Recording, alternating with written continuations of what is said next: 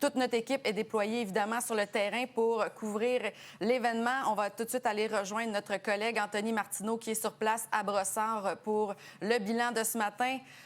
Anthony, tu es là. Anthony, bon matin.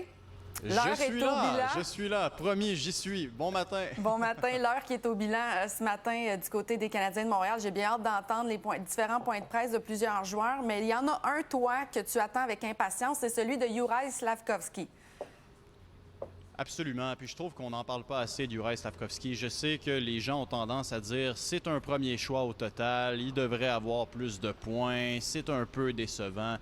Je vais aller à l'encontre de ce que certaines personnes disent ce matin. Moi, Juraj Slafkovský et son trio, je trouve que c'est l'une des grandes victoires de cette saison-là. Pourquoi? Parce que le Canadien de Montréal a finalement trouvé un premier trio digne de ce nom. Écoutez, au cours des derniers mois, là, on a passé tout le monde aux côtés de Suzuki et Caulfield sans que ça fonctionne. Il y a eu Newhook, il y a eu Kirby Dach, il y a eu Josh Anderson, il y a eu Emil Heinemann, il y a eu Yoel Armia. Ça n'a jamais fonctionné jusqu'à ce que Juraj débarque sur ce trio-là.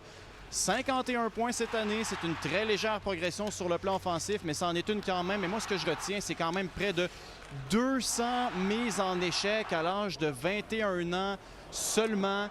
Si c'était simplement une question de physique, Josh Anderson aurait été la pièce manquante avec Suzuki et Caulfield. Mais Slafkovský, c'est plus que ça. C'est l'intelligence au jeu. C'est la façon dont il applique son échec avant. Alors, le trio, celui dont je vous parle, Suzuki, Caulfield et Slaf, a été l'un des meilleurs depuis la confrontation des 4 nations et lors des séries éliminatoires. C'est pas un hasard. Maintenant, j'ai hâte de parler à Slafkovský. Pourquoi? Parce qu'il avait des objectifs clairs en début de saison au tournoi de golf. Il n'a pas voulu les mentionner. Je vais lui demander s'il les a atteints finalement, ces objectifs-là. Je peux croire que non. C'est un gars qui est extrêmement dur avec lui-même et ça fait partie de ses qualités. Autre point qui sera intéressant à lui demander, Juraj, évidemment, c'est pas un gars parfait.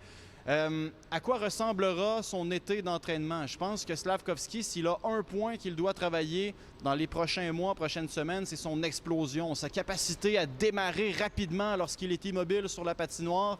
Et s'il va chercher un petit peu plus de mobilité, Juraj, ce trio-là sera très dangereux dans les prochaines années, encore plus qu'il l'est en ce moment. Je sais que les gens aiment beaucoup Ivan Demidov. Je sais que pour plusieurs, c'est un raccourci facile de dire Ivan va être l'allié de Caulfield et Suzuki. Mais attendez une petite minute. Comme je vous dis, il y en a tellement qui sont débarqués avec eux et ça n'a pas fonctionné. Ça prend un gars qui fait le sale boulot dans les coins de patinoire et Juraj a ça en plus d'avoir un certain potentiel offensif. Alors, attendez une petite minute avant de dire que Juraj va perdre sa place sur le premier trio. Oui, bien, ce serait intéressant de voir aussi l'an prochain ce qu'il pourra ajouter à son jeu parce que même après la confrontation des 4 nations, il l'avait mentionné, vouloir s'inspirer encore plus du jeu de Brady Tkachuk. Oui. On en a vu des petites éclipses à certains moments, mais ça pourrait être un élément de son jeu encore mieux exploité, ça c'est sûr.